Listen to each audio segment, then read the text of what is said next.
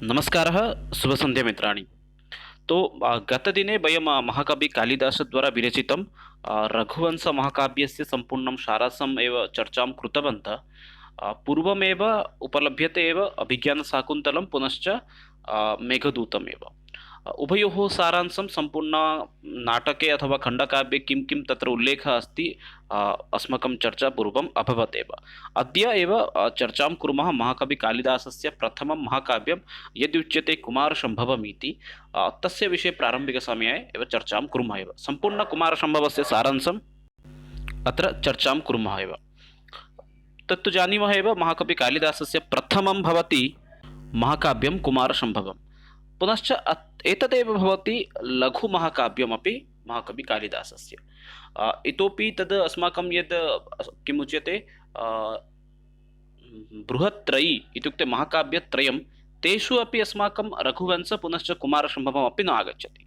अस्तु, अत्र आलोचनां कुर्मः। कुमारसम्भवस्य सम्पूर्णं सारांशमेव एकस्मिन् वीडियो मध्ये चर्चां कुर्मः। एतस्य PDF अपि वीडियो अनन्तरमेव भवन्तः टेलिग्राम् मध्ये गत्वा एतत् वीडियो एतस्य PDF अपि प्राप्तुं शक्नुवन्ति एव। आरम्भं कुर्मः। ततः पूर्वमेव नियुक्तिसम्पर्कीयसूचनाः, इत्युक्ते संस्कृतछात्राः ये सन्ति ते नियुक्तिं प्राप्तुम् इच्छन्ति तर्हि भवन्तः टेलिग्राम् मध्ये, क्षम्यताम्, इन्स्टाग्राम् मध्ये अनुसरणं कुर्वन्तु। तत्र यत्र कुत्रापि संस्कृतछात्राणां कृते नियुक्तिसम्पर्कीयसूचना आगच्छति, अहं तत्सर्वं प्रेषयामि एव। गतदिने अपि प्रेषितवान्, अग्रे अपि यदा कदापि आगच्छति तदपि प्रेषयामि इति अचिरात् एव तत्र प्रविशन्तु। PDF प्राप्तुं भवन्तः टेलिग्राम् मध्ये प्रविशन्तु एव। अस्तु, आरम्भं कुर्मः। यदि पश्यामः चेत् कुमारसम्भव, कुमार इति शब्दस्य अर्थं पुनश्च सम्भव इति शब्दस्य प्रारम्भिकसमये अर्थः ज्ञातव्यं भवति। कुमार इत्युक्ते अत्र कार्तिकेयस्य बोधनं भवति। अतः बहूनां मतं भवति कुमारसम्भवस्य यदि कश्चन नायकः भवति चेत् सः नायकः अस्ति एव स्वयं कार्तिकेयः इति। केचन अपि विद्वांसः वदन्ति कुमारसम्भवस्य नायकः शिवः पुनश्च नायिका पार्वती इति, किन्तु बहुत्र दृश्यते कुमारसम्भवस्य नायकः भवति कार्तिकेयः इति। अत्र प्रमुखतया शृङ्गाररसस्य प्रयुक्तः भवति। अत्र सर्गसङ्ख्या अस्ति 17। कालिदासस्य अपरम् एकं महाकाव्यमस्ति, अत्र सर्गसङ्ख्या किं भवति, 19 भवति। अस्तु, एतत् यदि पश्यामः चेत् उपजीव्यं कस्य इत्युक्ते एतत् मुख्यतः भवति रामायणस्य बालकाण्डतः एव केचन अंशाः गृहीताः भवन्ति। पुनश्च महाभारतात् अपि गृहीतं भवति, महाभारतस्य वनपर्वतः। पुनश्च शिवमहापुराणात् अपि एतस्य अपि ग्रहणं भवति। प्रमुखरूपेण शिवमहापुराणात् एव एतद् ग्रहणं भवति इति बहूनां मतं भवति। यदि सर्गेषु यदि पश्यामः चेत् प्रमुखसर्गः भवति चतुर्थसर्गः। चतुर्थसर्गे एव किं दृश्यते अधिकाधिकः, तत्र रतिविलापः। रति इत्युक्ते कामदेवः भवति मदनः, तस्य पत्नी भवति रति, तस्याः विलापविषये अत्र अधिकाधिक चतुर्थसर्गे वर्णनं भवति। अन्यसर्गाणामपि महत्त्वं वदामि। इत्युक्ते कस्मिन् सर्गे कार्तिकेयस्य जन्म भवति, कस्मिन् सर्गे कार्तिकेयः तारकासुरस्य वधं करोति। यत् तारकासुरस्य वधविषये इति पश्यन्ति चेत् तत्र तारकासुरस्य वधः भवति तत्र अन्तिमसर्गे एव, 17 एव। तथैव शिवपार्वतयोः विवाहविषये अपि वर्णनं भवति। यतः एतेषु वर्गेषु कस्मिन् सर्गे किम् अस्ति इत्यादि विषये अग्रे एव चर्चां कुर्मः एव। अस्तु, अत्र अग्रे एव आरम्भं कुर्मः एव। अग्रे पश्यामः केचन ध्येय अंशाः आसन्, या नाम उक्तमेव। उपजीव्यम् अस्ति शिवमहापुराण, रामायण, महाभारतस्य वनपर्व। चतुर्थसर्गः प्रमुखं भवति रतिविलापनिमित्तम्। एतस्य मङ्गलाचरणमपि बहुत्र पृच्छति, अतः मङ्गलाचरणमपि भवन्तः एकवारं स्मरणे संस्थापयितुं शक्नुवन्ति। किं भवति, अस्ति उत्तरास्यां दिशि देवतात्मा हिमालयो नाम नगाधिराजः, पूर्वोपरो तयोधिनं बकायस्थित पृथिव्यामिव मानदण्डः। स्वरविषये न चिन्तयन्तु, यथा कथञ्चित् एव चलति एव। एतत् भवति प्रमुखरूपेण एतस्य मङ्गलाचरणम्।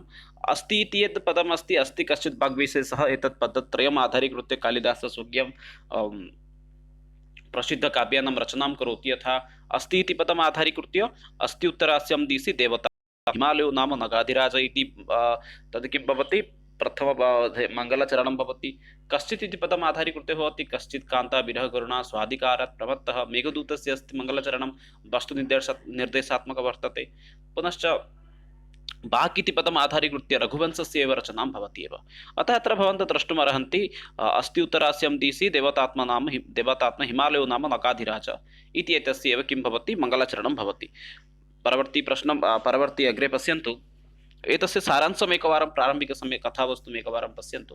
अग्रे एव तस्य किं कुर्मः, सारांशात् अनन्तरमेव एतस्य प्रत्येकसर्गे किं कुत्र वर्णितम् अस्ति तदपि चर्चां कुर्मः एव। वस्तुतः किं भवति, पर्वतराज हिमालयस्य मैनक नामक पुत्र भवति, पुनश्च गौरी नाम्नी कन्या अजायत। एतत् स्मरणे स्थापयन्तु, कदाचित् प्रश्नः आगच्छति, हिमालयस्य पुत्रः कः? हिमालयस्य पुत्रः भवति मेनका इति तस्य पुत्रः भवति, पुनश्च तस्य कन्या या अस्ति सा भवति गौरी इति। सा एव कन्या किं भवति, पार्वती उमा इति नाम्ना अपि विभिन्नेषु स्थानेषु ख्याता अपि भवति। अतः स्मरणे स्थापयन्तु, मेनका पुनश्च गौरी। कन्याप्राप्त्यानन्तरम् एकदा नारदः आगत्य किं वदति, तस्य विवाहः शिवेन सह भविष्यति इति वदति। पुनश्च हिमालय वर्षम् अनुभवन् शङ्करस्य सेवां कर्तुं पार्वतीदेवीं प्रेषयति। तस्मिन् दिवसे तारकासुरात् एव सर्वे देवाः पराजिताः अभवन्। इन्द्रेण सह सर्वे देवाः ब्रह्माणं सकाशे आगत्य एकं दृढं सेनापतिं याचितवन्तः। यतोहि तस्मिन् समये तारकासुरः किं भवति, बहु शक्तिशाली भवति। तस्मात् एव तारकासुरात् एव सर्वे देवाः पराजिताः भवन्ति। अतः सर्वे देवाः किं चिन्तयन्ति, ब्रह्माणं समीपं गत्वा तत्र प्रार्थनां कुर्वन्ति, उपयुक्तसेनापतेः आवश्यकता अस्ति, येन वयं किं भवितुं शक्नुवन्ति, तारकासुरात् एव जयप्राप्तुं सम्भवति इति। अतः तदा ब्रह्मा वदति, शिवस्य वीर्यात् कश्चन सुदृढः सेनापति सम्पश्यते, इत्युक्ते जन्म भविष्यति।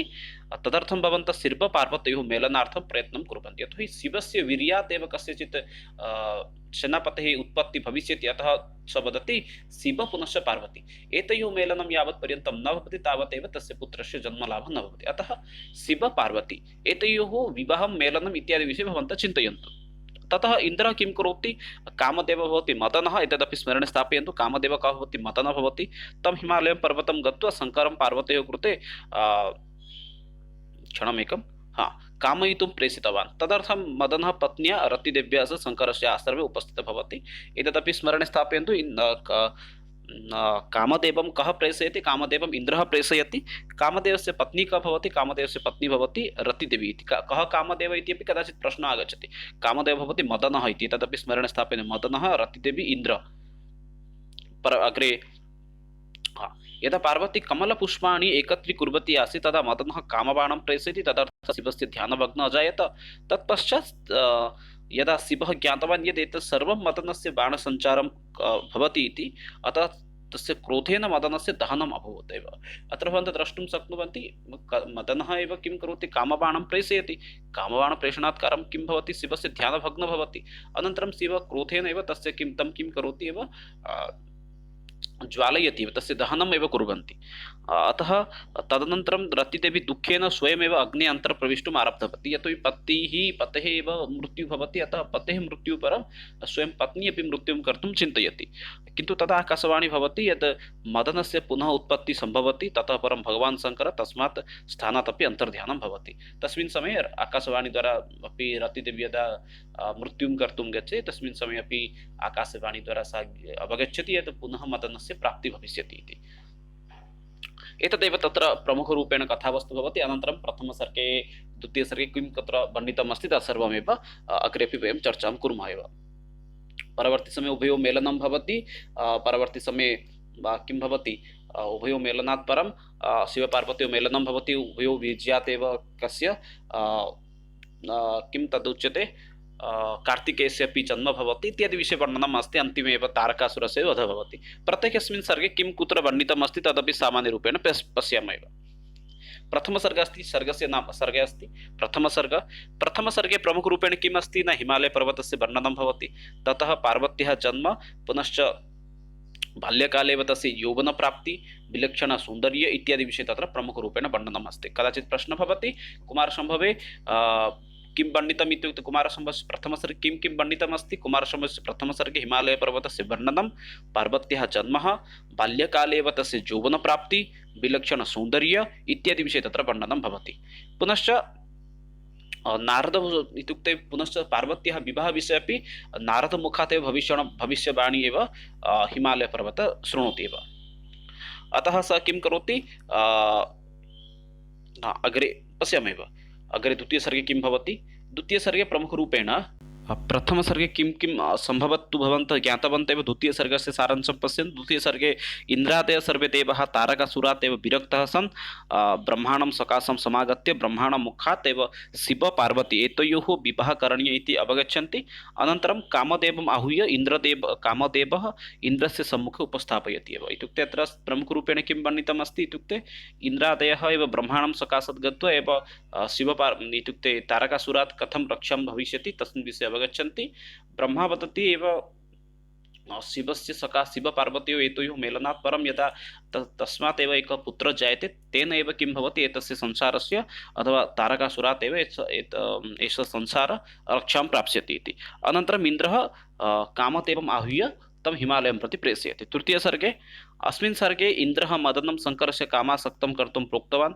मदनः शङ्करस्य सकाशे गत्वा पार्वतीं प्रति कामासक्तं कर्तुं चेष्टितवान्, किन्तु भगवान् शङ्करः स्वयमपि इन्द्रियाणि वशं कृत्वा कामदेवस्य दहनं कृतवान्। ततः तस्मात् स्थानात् महादेवः अन्तर्ध्यानम् अभूत् एव। तृतीयसर्गे इन्द्रस्य कथनेन कामदेवः गच्छति हिमालयपर्वतं प्रति। तत्रैव किं भवति शङ्करः तत्रैव शङ्करः किं करोति एव शङ्करं प्रति एव कामबाणम् एव कामदेव मदनः प्रेषयति। तस्मिन् समये पार्वती अपि किं कमलपुष्पाणि एव तत् सङ्ग्रहं कुर्वती आसीत्। अतः एतेन एव किं भवति शङ्करः एतत् सर्वम् अवगत्य एव सः किं करोति स्वयमेव क्रोधेन कामदेवमेव दहनं कुर्वन्ति। अनन्तरं तस्मात् एव अन्तर्ध्यानमपि भवन्ति। चतुर्थसर्गे अस्मिन् सर्गे चतुर्थसर्गः महत्त्वपूर्णम् अस्ति। यतो हि अत्र कामदेवस्य पत्नी अस्ति रति, तस्य विलापविषये अत्र वर्णनं भवति। प्रथमसर्गे प्रमुखरूपेण वर्णनं किं भवति इत्युक्ते हिमालयस्य वर्णनं, पार्वत्याः जन्म, पार्वत्याः यौवनावस्था। द्वितीयसर्गे तारकासुरात् रक्षाप्रसङ्गः। तृतीयसर्गे कामदेवस्य दहनप्रसङ्गः एव। चतुर्थसर्गे किम् अस्ति प्रमुखरूपेण कामदेवस्य पत्नी अस्ति रतिदेवी, तस्याः करुणविलापविषये अत्र प्रमुखरूपेण वर्णनं भवति एव। पुनश्च तत्रापि आकाशवाणी भवति यत् उभयोः मेलनं पुनश्च भविष्यति इति तत्रापि आकाशवाणी भवति एव। एवं पुनर्जन्मविषये मुख्यरूपेण यथा कामदेवस्य पुनर्जन्मविषये कस्मिन् कदाचित् प्रश्नः अपि आगच्छति। कामदेवस्य पुनर्जन्मविषये कस्मिन् किमुच्यते कथायाम् उल्लेखः अस्ति, तद् भवति कादम्बरी। कादम्बरी भवन्ति यदि कथां पश्यन्ति तस्मिन् प्रसङ्गे यथा कामदेवस्य पुनर्जन्मविषये तत्र उल्लेखः भवति एव। अस्तु, कादम्बर्यामपि तद् कुमारसम्भवस्य विषये वर्णनं भवति सामान्यरूपेण। अग्रे पश्यन्तु। ततः सः आत्महत्यां कर्तुं प्रयतते, किन्तु आकाशवाणी सहायेन पुनरपि मदनदेवस्य रक्षा भविष्यति इति सः ज्ञातवान्। एतत् तु सामान्यम् अस्त्येव, ज्ञातवन्तः। एतस्य PDF अपि भवन्तः अचिरात् एव प्राप्स्यन्ति। पञ्चमसर्ग अस्मिन् सर्गे पार्वती ज्ञातवती यत् महादेवम् आकर्षयितुं सौन्दर्यं नापेक्षितं, तत्तु तपस्या, तदर्थं तपस्या आवश्यकी अस्ति। तेनापि किं शङ्करमेव किं तद् कर्तुम् एव आकर्षणं कर्तुं कस्य आवश्यकता अस्ति? तपस्याः आवश्यकता अस्ति, न तु कस्य सौन्दर्यस्य अपेक्षा तपस्याः आवश्यकता अस्ति इति धिया पार्वती ततः किं करोति? महादेवमेव प्राप्तुं तपस्यां कर्तुं गच्छति। तदर्थं सा पार्वती हिमालयपर्वतस्य उपरि भागे गत्वा तस्य तपस्याम् आरम्भं करोति। यस्मिन् स्थाने सा तपस्याम् आचरितवती, कालान्तरे तत् स्थानं किम् उच्यते? गौरीशङ्करस्थानम् इत्यपि तदपि प्रसिद्धं भवति एव।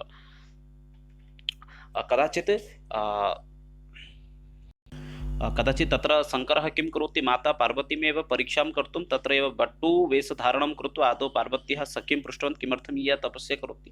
तदा भगवान् शङ्करः उत्तरं लब्धवान् यत् महादेवं प्राप्तुमिति। ततः किं भवति? प्रारम्भिकसमये सः पार्वत्याः परीक्षां कर्तुम् इच्छन्ति।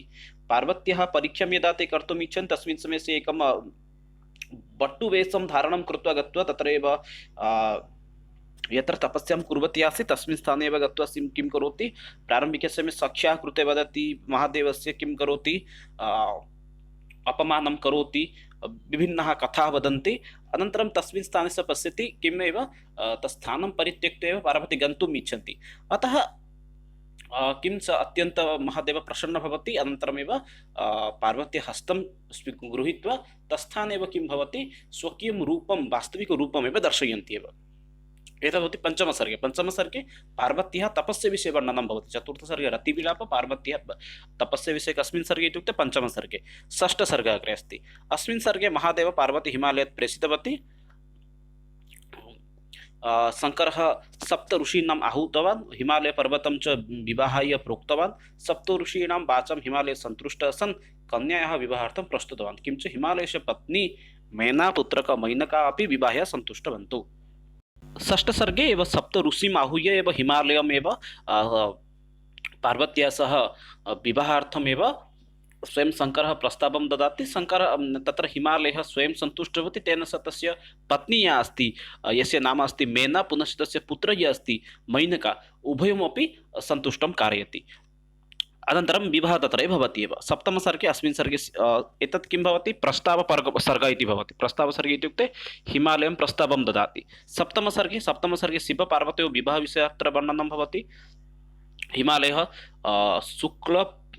शुक्लपक्षे पूर्णिमायां पार्वत्याः विवाहम् अकारयत्। महादेव वरवैषेण तत्र औषधिप्रस्थनगरं विमूढो गतवान्। तदनन्तरं सर्वे देवाः कामदेवस्य जीवनार्थं प्रार्थितवन्तः। मदनो अपि जीवितवान् इति। अस्मिन् सर्गे प्रमुखरूपेण किमस्ति, मदनस्य पुनः जन्म, पुनश्च शिवपार्वत्योः विवाहः। अत्र सप्तमसर्गे किमर्थं प्रसिद्धः इत्युक्ते शिवपार्वत्योः विवाहः, पुनश्च कामदेवस्य पुनः जीवनप्राप्तिः, एतयोः विषये अत्र वर्णनं भवति एव। अग्रे अष्टमसर्गे, अस्मिन् सर्गे शिवपार्वत्योः कामक्रीडायां शृङ्गारिकवर्णना लिखितमस्ति। महादेवः पार्वत्या सह एकमासात्मकं कृतवान् इति तदपि अत्र वर्णनं भवति। ततः शिवपार्वत्या मिलित्वा सुमेरुपर्वतम् आगतवन्तौ। तत्र मेरुपर्वतात् कैलासपर्वतं, कैलासपर्वतात् मलयपर्वतः, पुनश्च नन्दवनात् एव गन्धमार्दनपर्वतम् आगतवन्तौ। इत्युक्ते अष्टमसर्गे प्रमुखरूपेण शिवपार्वत्योः यद् किं उच्यते तद् पृथ्वीविहारः भवति, तस्मिन् प्रसङ्गे अत्र प्रमुखरूपेण वर्णनं भवति। इत्युक्ते कामक्रीडा, शृङ्गारवर्णना, पुनश्च शिवपार्वती मिलित सुमेरुपर्वत, कैलासपर्वत, पुनश्च मलयपर्वत, नन्दनवन, गन्धमार्दन, एतेषु पर्वतेषु विहारप्रसङ्गः अत्र वर्णनं भवति। शिवपार्वत्योः विहारप्रसङ्गः कस्मिन् सर्गे वर्णितम् इत्युक्ते अष्टमसर्गे। नवमसर्गः, शिवपार्वत्योः सहवासः आसीत्। तदा एव अग्निदेवः कोपतपक्षिरूपेण तयोः सहवासः सम्पन्नः कृतः।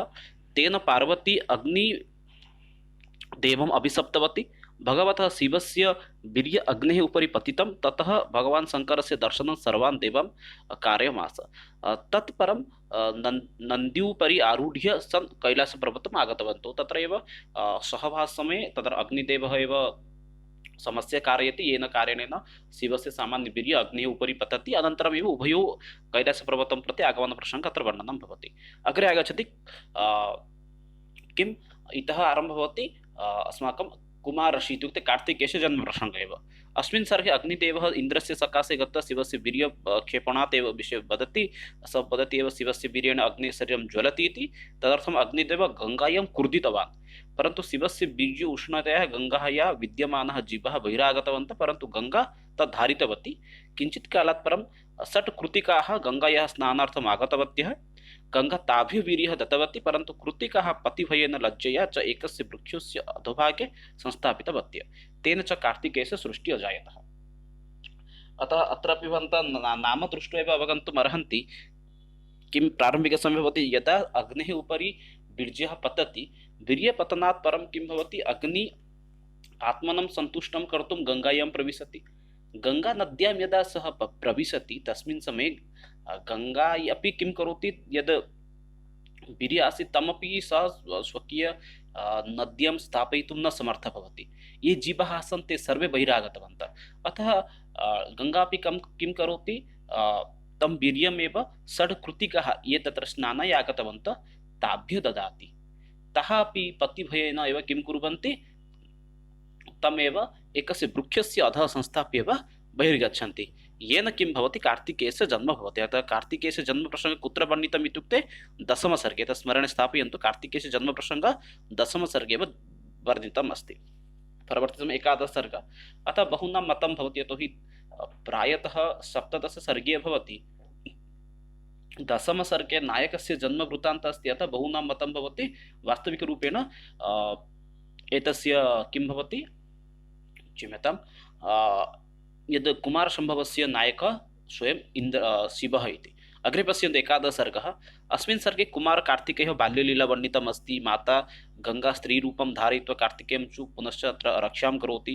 कदाचित् गङ्गा पुनश्च अग्निदेवः एतयोः मध्ये अपि कलहः भवति, एषः कस्य पुत्रः इति। परन्तु तस्मिन् समये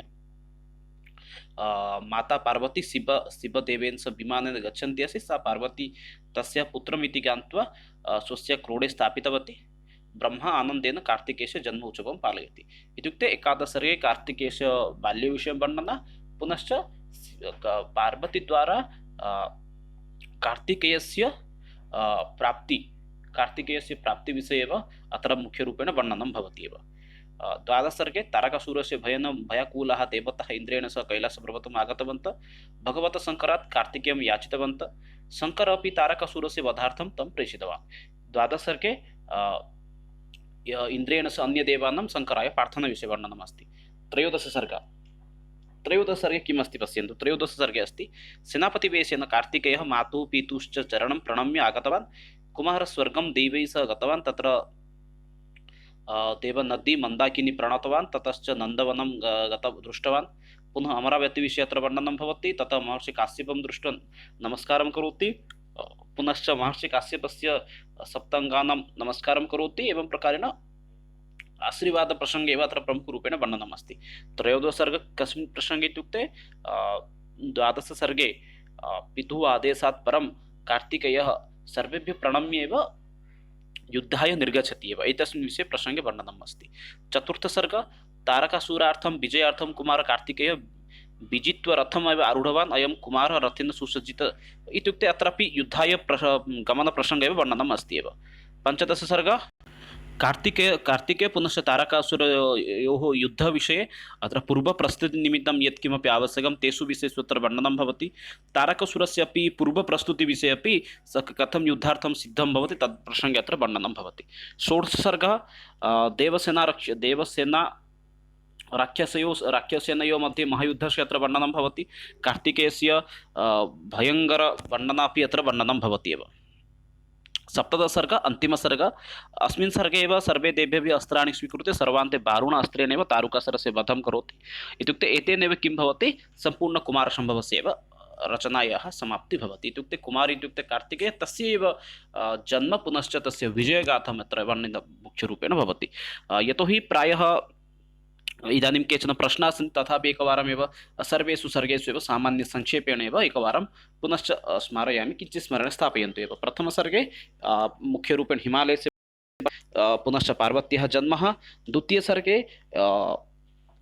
तारकासुरात् रक्षानिमित्तं किं ब्रह्मा समीपात् एव तस्य उपायः देवाः अवगच्छन्ति। तृतीयसर्गे मदनस्य मृत्यु। चतुर्थे रतिविलापः। पंचमे पार्वत्याः तपस्या। षष्ठे पार्वती परीक्षा। सप्तमे प्रस्ताव तत्र गच्छति। किं सप्तमे तत्र शिवपार्वत्योः विवाहविषये वर्णनं भवति। पुनश्च अष्टमसर्गे तत्र उभयोः किं तत्र तदुच्यते विहारयात्रा, शिवपार्वत्योः विहारयात्रा। नवमसर्गे तत्र शिवपार्वत्योः सहवास, पुनश्च अग्नेः उपरि तद् शिवस्य वीर्यपतनं, गङ्गा गत्वा तद् वीर्यक्षेपणम् इत्यादि विषये वर्णनं।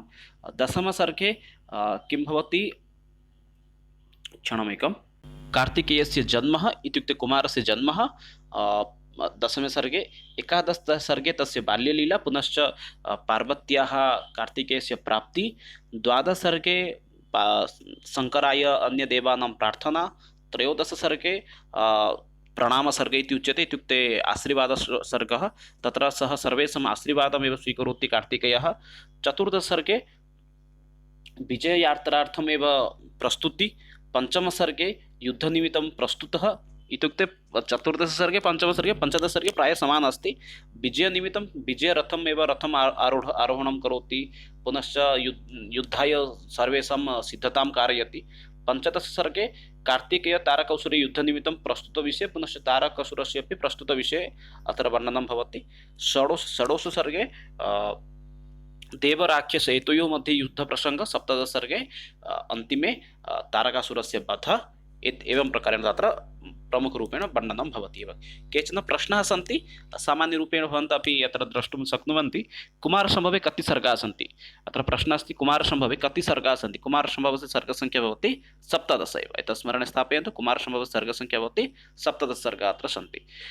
अस्ति उत्तरास्यां दिशि देवतात्मा इति कस्य महाकाव्यस्य प्रथमश्लोकस्य प्रथमपादौ उच्यते? अस्ति उत्तरास्यां दिशि देवतात्मा हिमालयो नाम नगाधिराज। एतद् वाक्यं प्रमुखरूपेण कुमारसम्भवस्यैव वाक्यं भवति। परवर्ती अस्ति कार्तिकेय जन्म प्रधानं महाकाव्यम् अस्ति। कार्तिकेयस्य जन्म सम्पर्कीय महाकाव्यं किम् अस्ति? तदुच्यते कुमारसम्भवम् इति। इतोपि केचन प्रश्नाः सन्ति अग्रिमसमये तदपि व्यवहारं कुर्मः, तदपि चर्चां कुर्मः। तावत्पर्यन्तं यत्किमपि अस्माभिः अधीतं तत्सर्वं भवन्तः स्मरणे स्थापयन्तु। एतस्य PDF अपि भवन्तः तद् टेलिग्राम् तः प्राप्तुं शक्नुवन्ति। विरमामि मित्राणि। जयतु भारतं, वतु संस्कृतं, वन्दे मातरं। धन्यवाद।